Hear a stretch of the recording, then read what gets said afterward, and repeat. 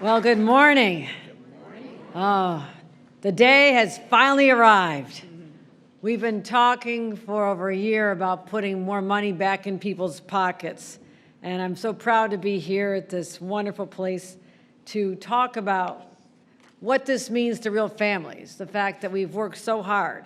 And I want to thank Ashley and Daquetta for joining us here today. I'll be hearing their remarks shortly. We also have some elected officials. Our County Executive, Dan McCoy, is here. Let's give him a round of applause. Our Mayor, Kathy Sheehan. Thank you, Mayor. Our partners in the state legislature, Assemblymember John McDonald. And I'm going to say this, don't get confused. There's another John McDonald in the audience. The original John McDonald, who today celebrates his 95th birthday, has joined us. Mr. McDonald, please stand up. The father of our health commissioner, father of our assembly member. There we go. He said, I heard you're handing out money for my birthday. I said, yes, I'm coming over. This is all about you, Mr. McDonald.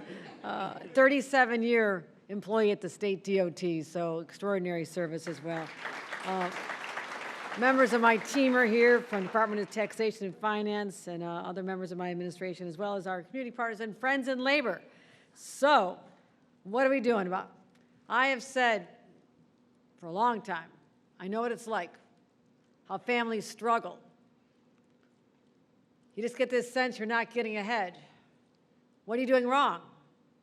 You got the job you thought would make a difference or the degree you thought would make a difference. You work hard. And you know, the bills keep piling up. And you just look at them and say, when will it ever stop? And why are the numbers getting higher and higher? It's your utility bills, your grocery bills, the mortgage or the rent bills. It just seems incessant. And now insurance. Have you seen insurance premiums lately? And it seems incessant. And New York families are just getting so beaten down sometimes. And I reflect back on my early days, very early, little girl growing up near Lake Erie, near the Bethlehem Steel Plant. My parents lived in a trailer park. Eventually they were able to do a little better. Got a little apartment where I lived, and next house, a lot of little kids kept showing up. And I've told you, my mom had to make that meal budget stretch. Family of 8. You know what spreads a lot? Pancakes. We had pancakes for dinner a lot. I still like pancakes for dinner, by the way. But then my mom would make the tuna noodle casseroles, stretch that out, lots of noodles, the Spam sandwiches. And every time I say this, people say, well, what's wrong with Spam? Nothing personal. But when you open up the can, that jelly looks a little weird to me. Am I right about that? Okay. Mom would fry that up, slap it on a piece of day-old toast, and call it dinner. And she did the best she could. And our clothes came from used clothing stores a lot of the time if we didn't have to put it on layaway. You know, we were never those kids who could walk up to the checkout counter with all the things they were going to buy because we had to put it on layaway. We'd come back months later. So because of that, and also the fact that we were able to escape those circumstances, I'm keenly sensitive and empathetic to what families are going through. Because sometimes it just seems like everything's stacked against you. But I want to make people feel different in New York. I want people to have that sense of hope and optimism that despite all the incoming, that just swirling around, all the political news, your heads are like, what is happening now? And the fact that Washington, Republicans in Washington, are not doing what we were told would happen on day one. Remember this quote? Day one, the prices are going down. Day one, your utility bills are going down. I think, Jay, on January 20th or so was day one, 21st, and it doesn't feel like day one. And so what are we going to do about it here in New York? We can complain about Washington, and believe me, I will, because what they're doing is unconscionable. Making 2 million New Yorkers live in fear that they're going to lose their health care. They won't be able to pay to go to a doctor, preventative care for their little babies. And speaking of babies, all this talk about vaccines and you can't get a COVID shot, it gets to be too much. So Washington's doing their thing, we're fighting back. But what can we do here in the great state of New York just to lift the burden a little bit? And I work with our legislators, and we talked about this in my State of the State address last January. And I said, your family is my fight, and I'm going to do everything I can to put more money back in your pockets. And we rolled it out. We rolled it out. And we talked about something I also know personally, and seeing my children struggle with their little children, cost of child care. Who would have thought that that'd be one of the biggest expenses? And people are saying, well, I can pay for child care now, but I won't be able to pay for college later then. I mean, you're going to invest in your child when they're young or older. I mean, this is what families are struggling with. So child care costs, we realized when I first became governor that there was a tax credit, but only for children 4 years old and up. Now, does anybody think that they're really inexpensive from birth to age 4?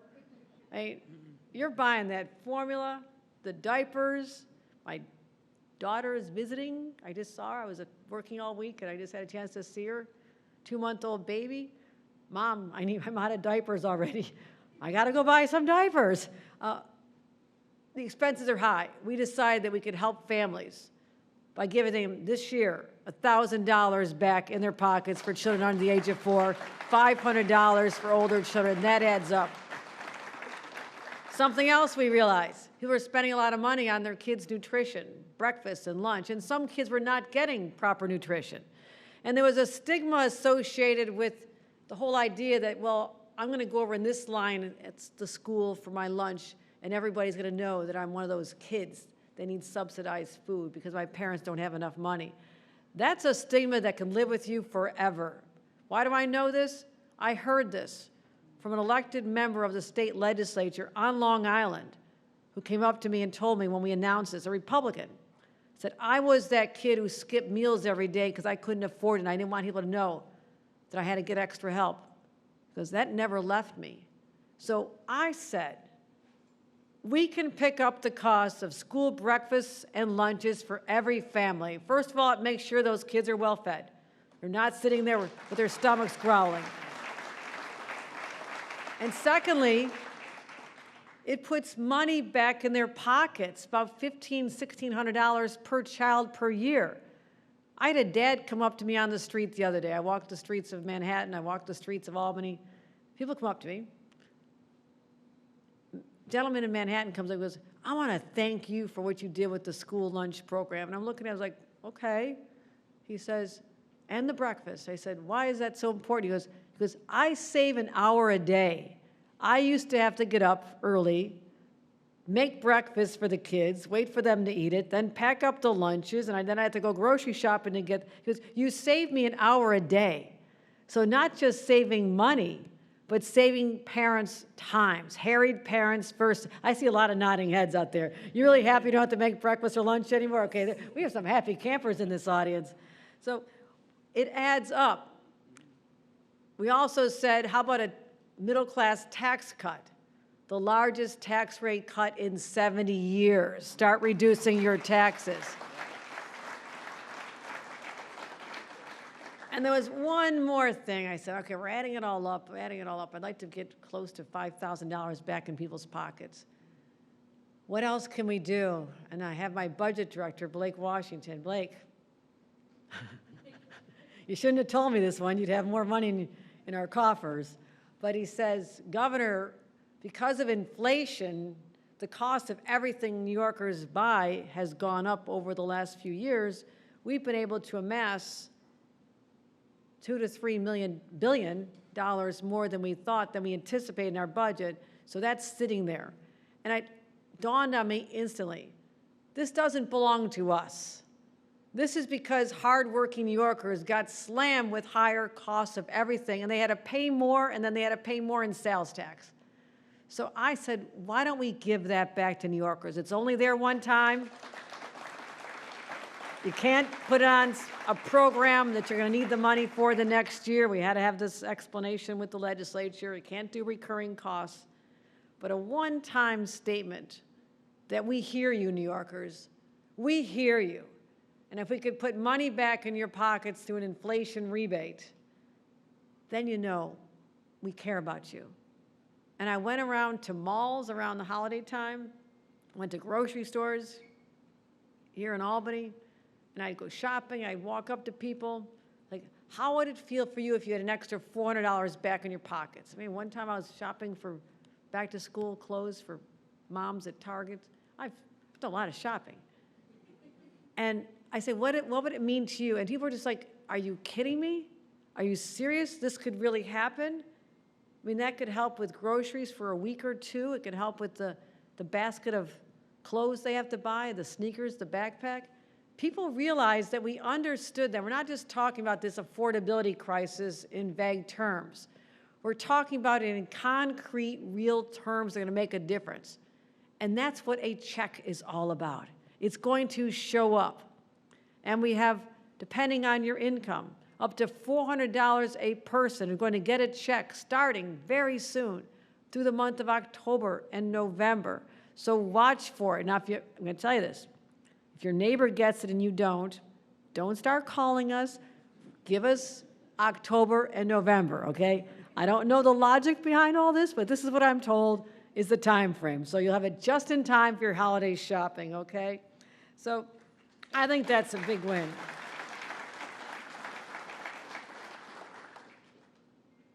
We're going to continue. This is not just a one-off. We're working on our state of the state right now. Last I checked, inflation is not going down. Interest rates are still high. Washington is still slamming us with everything going up because of the tariffs. Have you noticed this already? And they just said they're going to put 50%, 100% tariffs on pharmaceuticals. And I mean, the list yesterday was mind-boggling. And you know who pays for that? You think the big corporate giants are going to say, you know what? Americans have paid enough. We'll just absorb this extra cost. That's not happening. You're going to be paying for that when you check out or go to the pharmacy counter. You're going to be taking that cost and absorbing it along with everything else you're paying. So we're not done.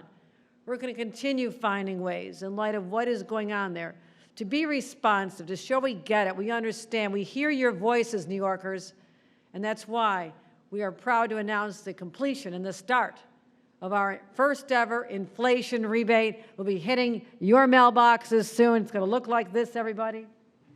Okay? And I'm going to show you how about this? This won't get you without a stamp. There you go. It's coming. Thank you, everybody. Let me introduce some people who work with individuals who understand what this means for them, how transformative all these policies are for them. And so I want to first of all start with Darkeda Jones-Johnson, our CEO of the Trinity Alliance.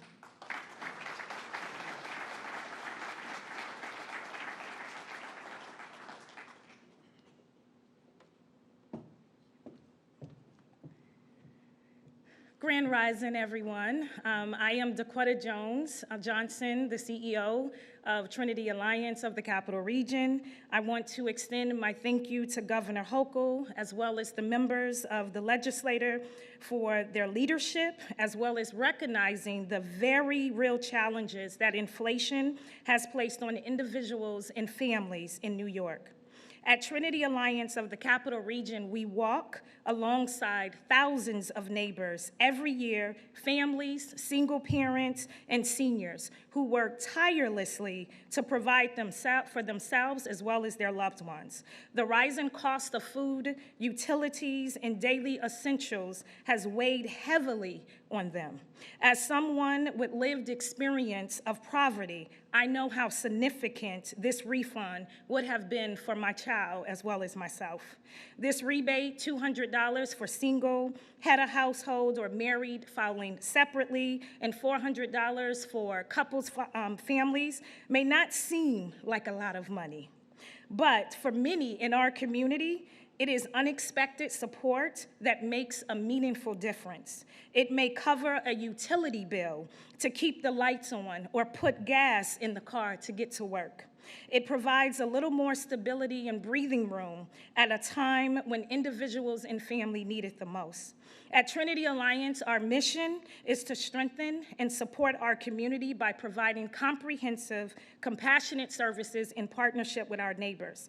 This initiative aligns with that mission. It provides real support that helps New Yorkers, in fact, 8.2 million households, so to meet their immediate needs while working toward their greater stability. On behalf of Trinity Alliance team members, our board of directors, and the thousands of families that we serve, thank you again to Governor Hochul and the legislators for putting resources back into the hands of those who need it the most. So thank you.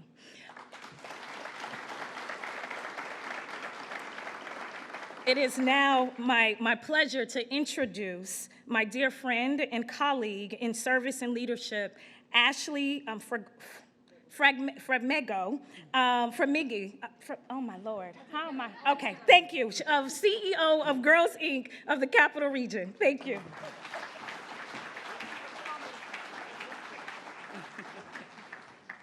Okay, the moment you're waiting for, it's Fragamany. Thank you so much, Governor Hochul, for having me, DeQuetta for the introduction, and to all the dignitaries here today in support of this amazing initiative. I'd like to take a moment to highlight the positive impact of the inflation rebate checks for families here in New York State, especially those connected to Girls Inc. of the Greater Capital Region. With rising costs of living, everyday expenses like groceries, gas, and utilities have become harder to manage. These rebate checks provide real relief, giving families a little extra breathing room when they need it. And for Girls Inc. families who don't have to worry about the cost of childcare, that support can go toward meals, transportation, household essentials, and other important needs. For families that live in our service area who may not yet be familiar or part of Girls Inc. of the Greater Capital Region, I want to remind you that programs at Girls Inc., such as our after-school programs, our summer camps, our year-round programming that focus on STEM-based initiatives, curriculum, mentorship, and workforce development for girls ages 5 to 18 are always provided to students for free.